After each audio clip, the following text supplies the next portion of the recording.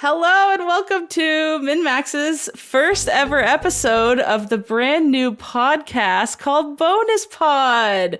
Welcome, welcome. My name is Haley McLean. I'm the community manager of this lovely community known as MinMax, and I'm joined for the very first time in this new pod with Leo Vader. Hi, Leo.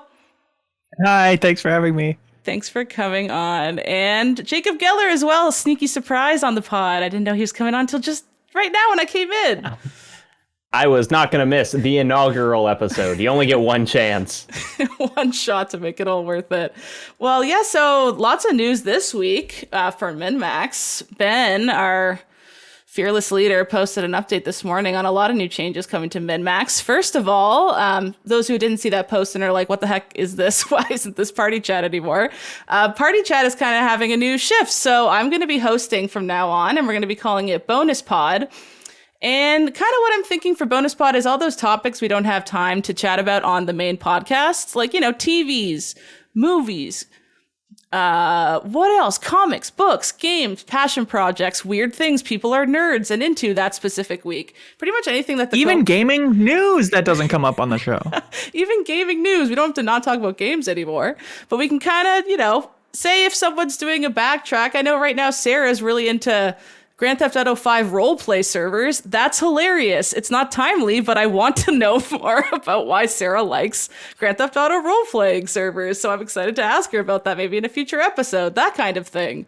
And so it's still going to be the audios released to all the Backstage Pass tier people. And that's going to still happen just like Party Chat. And like always as well, those who support MinMax on Patreon at the MinMax Cancel tier, the $20 tier, still get to pop in and watch it live on Discord. And then the second half of the show is going to be still able to raise your hand and ask questions and all that, just like before.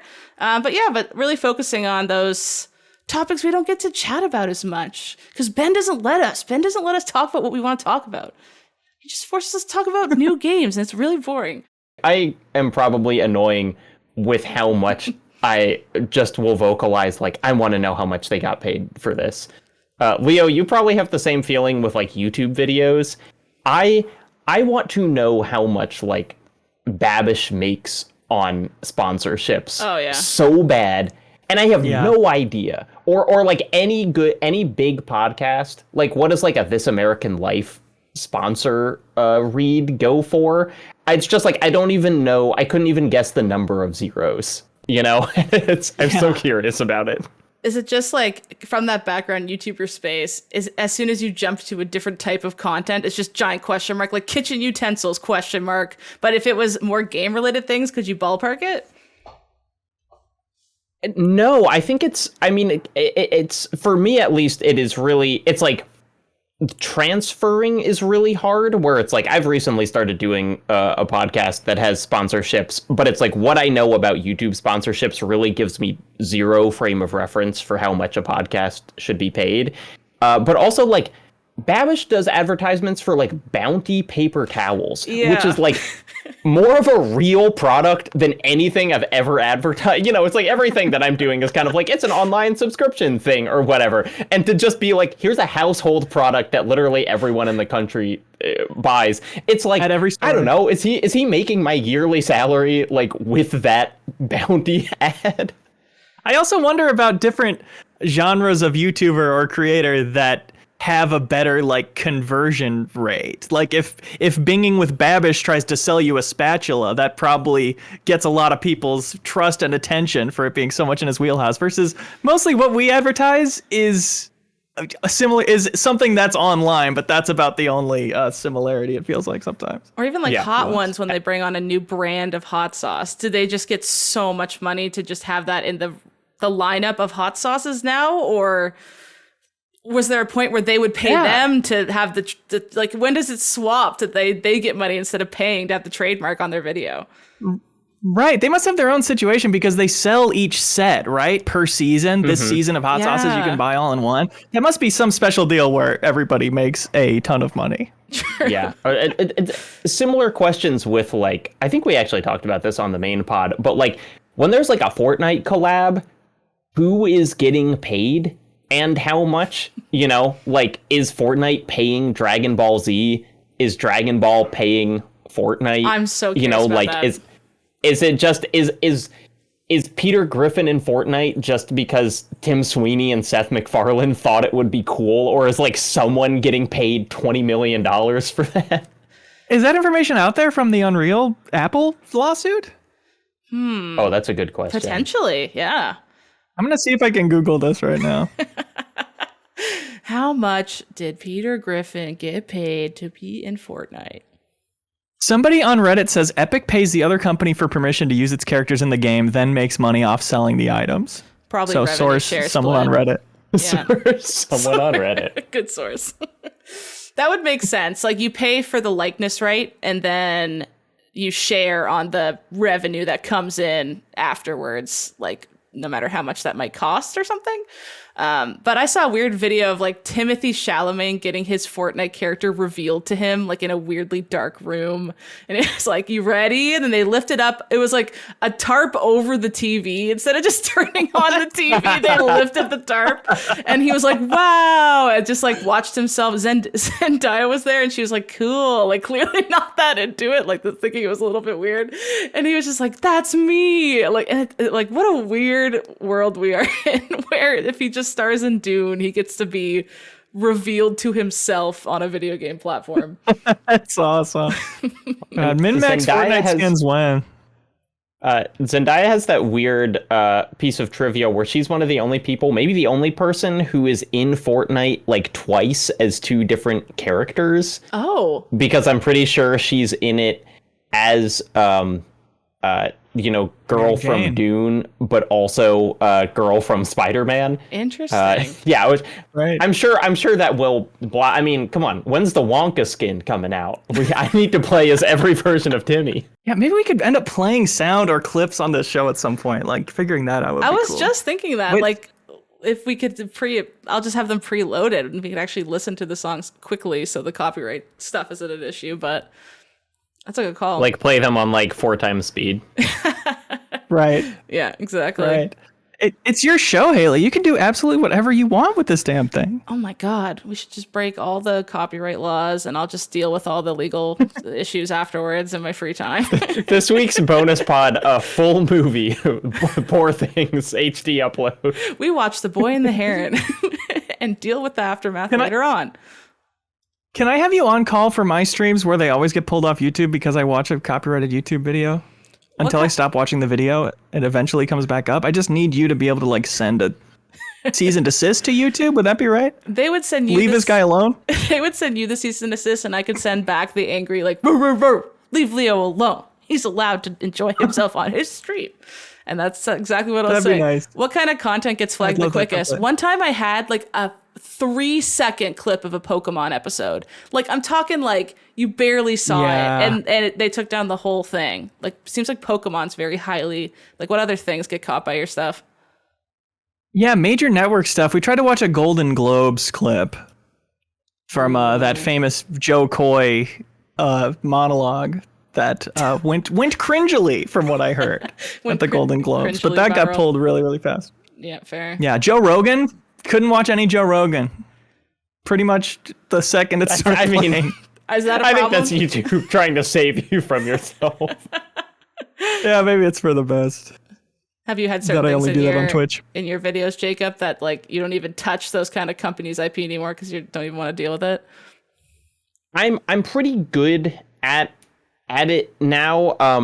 Honestly, Ghibli or whoever controls the rights to Ghibli is like 100 times more litigious than any other company. Like, usually what people don't know about YouTube, and I think people have kind of a misunderstanding of how it works, is that 99% of the time, if you use copyrighted material in your video, like, unless it is really egregious, like literally just a 5-minute clip of a movie or something, the video can stay up and you just have to give all of the money from that you would earn from that video to the rights holder. So like in my early videos, I used a lot of copyrighted music, and all those videos are still up. It's just like Warner Bros, music publishing gets any ad revenue from this video. And I didn't care because, you know, like my videos didn't really make any money. But they do technically have the like ability to tell you to take it down. And no one really exercises that right except for Ghibli, who have absolutely taken down like a lot of videos for, you know, and kind of standard video essays that are very much within fair use kind of agreements. Like they get taken down, and then YouTubers have technically the ability to like argue back and could maybe engage in a lawsuit or something, but obviously none of us want to do that, and so most times people just take the L. Yeah, like I see like the response back to essentially question the removal. You have to do it under like penalty of perjury, which is such purposefully scary language. Like essentially, if you say that, it's like you're essentially saying that you could go to trial and have to prove it and be persecuted for being wrong or whatever. But the way they phrase it is very much like,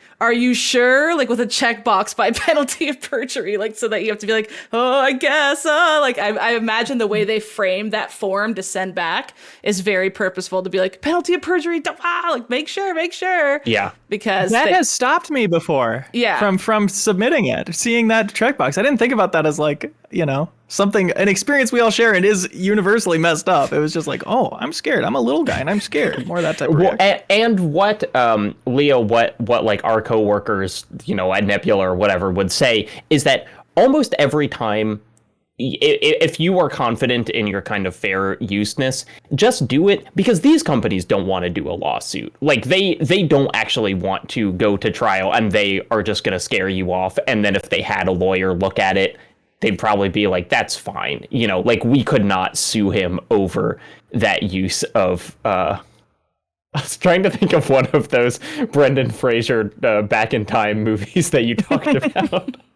I think of the Now You See Me video whenever I have this conversation, because it is the one clip of Jack Wilder doing the voice impression that is like a second or two too long, so it got claimed. And because of that, the whole video, all the money has gone towards to WMG or whatever. Oh, no. For my most viewed video ever. And I put off claiming it for too long, and I was like, oh, it's not gonna get that many more views anyway, and that was like 3 million more views ago. I really should have done something about it, and I still should today, but here I am. I'm lazy and scared of that stuff. That is actually something that we share, Leo, is that my most popular video, although it's tied now, but the Shadow of the Colossus video about like looking for the last great secret just has like copyrightable songs in it, because I made that when I was getting 0 views, and that video has 6 million views now, and it's like that is money. That's a lot of money that I hope whoever owns the rights to those songs are enjoying. They're like yeah, totally. It is an easier decision for me when it's a video that's like not meant to go super viral, is a little more personal, a little less clickable. Because then I have a song that's like, oh, this is perfect for this, but it's going to get claimed because of it. I don't care. This is me spending that money to get to use this song, you know, which is irresponsible of me probably, but it's fun as an artist to be able to do that. Like, how often do you get to use whatever song you want in the world in your piece, you know, even in TV or whatever? Is Leo's bravery to keep songs in his stuff the greatest work of all time? I think so. Yeah. So brave. Tell it to my destitute family. Congratulations. This is awesome. This is very exciting news we got this week, and, you know, including your new show. So that's pretty cool. Thank you so much. Yeah, I'm really excited for it too. I already have like a little notes app going of every time I have a little show idea, I write it in there. I have a lot of fun stuff planned. So it's not just going to be like, you know, the same, you know, someone comes in, guests, and leaves or whatever. I have some ideas for planned episodes where it could be more like really targeted towards a specific topic. And then if people are nerds for that too, they could come in and join at the new time and stuff like that. Like maybe just for a tease. I was really thinking it'd be fun to do like a breakdown of the ending of Sea of Stars, which I know you're a nerd for too. Yeah, like just have an episode for anyone who really likes that alternate ending of Sea of Stars. Let's talk about it for for an hour one day and just like really break into it, because that was something we just didn't have enough time to talk about on the main podcast or even the Game of the Year debates for that long. Stuff like that, just any kind of gaps that we can fill with extra fun content, that's what the bonus pod will be. So the news that got announced this morning for MinMax, we have bonus pod, of course. What's happening right now? Michael Hubert from Easy Allies is going to be hosting the next few Trivia Towers. Isn't that, I saw a lot of excitement for that. That's such great news. Very exciting. I'm sure he'll be on some other content too, but for the moment we have those Trivia Tower episodes planned for sure. And Hubert was also a guest on Trivia Tower in the past. I don't know how long ago that was, but I remember watching him when he was a guest. So it's very exciting to see him host it and see him use his very amazing hosting skills to make Trivia Tower even more fun. And another fun thing, Charles Hart, an associate editor at Game Informer, he's going to be taking on more of a role for helping Ben edit videos and all that behind the scenes stuff. Charles is a great guy. He's a great writer, and also he's on the Game Informer show a lot, and I've listened to a few episodes with him on there, and he's great on there, so try to check him out there too. And then Haley DeBoom, fellow Haley. She's now a friend of the show. I'll have to have Haley DeBoom on for a bonus pod as well at some point. Because for those who don't know Haley DeBoom, she was a guest on the podcast after she donated during our charity live stream this year. And she knocked it out of the park. She was so interesting. One of the most memorable episodes from the last year, I think, was the Haley DeBoom episode.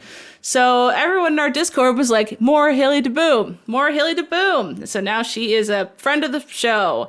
And I'm sure she'll be on some more content. And I'll definitely try to get her on the bonus pod moving forward. We can have a Haley and Haley episode.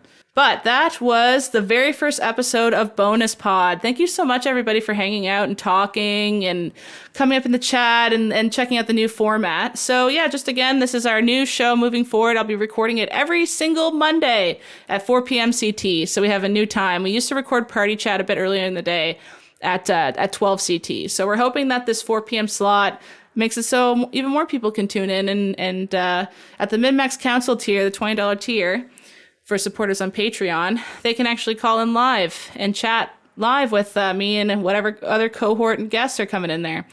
So I'm really excited about that. I can't wait to keep doing this show. And I want to thank all you guys for supporting MinMax so much, because honestly, if y'all weren't so lovely and supported this super fun thing I get to do, I wouldn't be able to do it every week. And it's really a nice thing to look forward to at the end of a Monday for me. Doing all my boring legal work, I get to do some fun video game chats in the evening. So I very much look forward to that, and thank you all for supporting MinMax and making it happen. You can help support independent games media by subscribing to MinMax on YouTube here, or you can support us over on Patreon to unlock a weekly Patreon exclusive podcast called Party Chat. You can call into our podcast. You can put a picture of your choice on every MinMax video. MinMax is a Patreon about games, friends, and getting better, and we exist because of you. Any help telling a friend's appreciated.